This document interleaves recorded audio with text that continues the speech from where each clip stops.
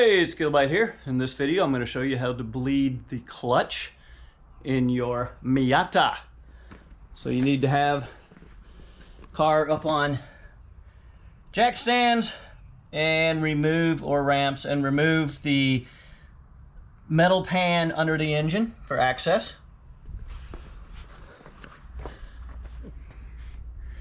You're going to remove the cap from your master cylinder.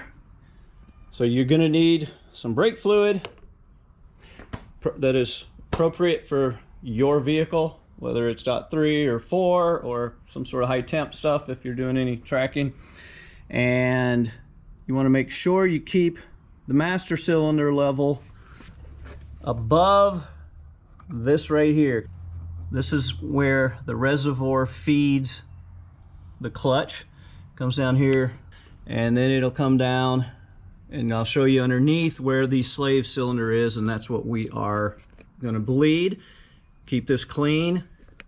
All right, so maybe you can see this way, looking from the driver's door. This is the slave cylinder right here. There will be a cover over the nipple here. Remove the cover, and you're going to take some hose and you want to slide that over the nipple. Don't get brake fluid on anything. Don't get it on your paint. It will eat your paint.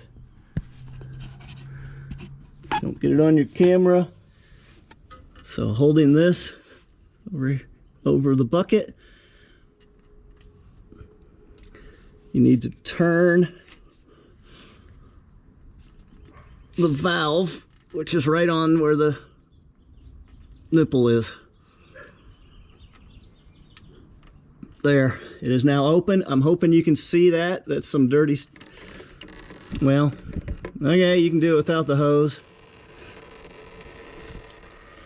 And what this is called is gravity bleeding. You don't want to let too much out.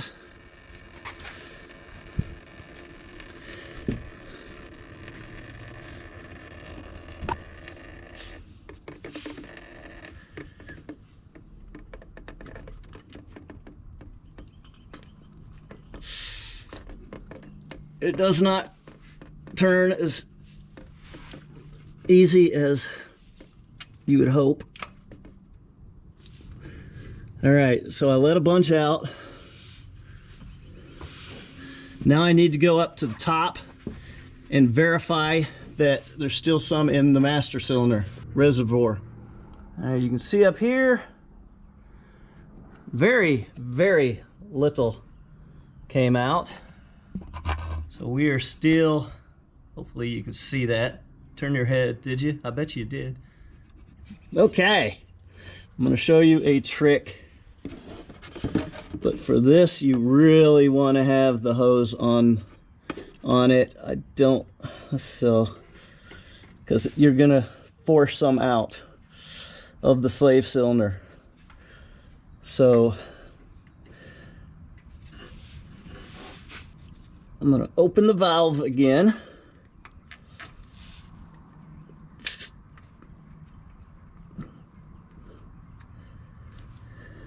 Okay, now what I'm going to do right here, would be your clutch. This is, I just push that in. Whoops. This is, now I need to close it. So push it in and close it while you're holding, so you don't pull air back in. It's one of the reasons, there we go, that you really want the hose to. Now I'm going to let the spring back. And there's mosquito. Now I'm going to open the valve again. So you could, if you have a person in the vehicle to press the clutch, that is also good. That's another way to do it. Okay, See those bubbles? That's pretty bad. So while holding it in, I am closing it. Okay. Let it back out. Gonna check the reservoir.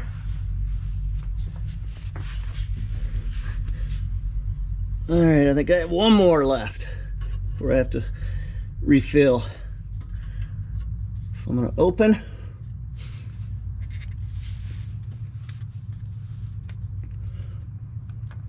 You can hear it snap.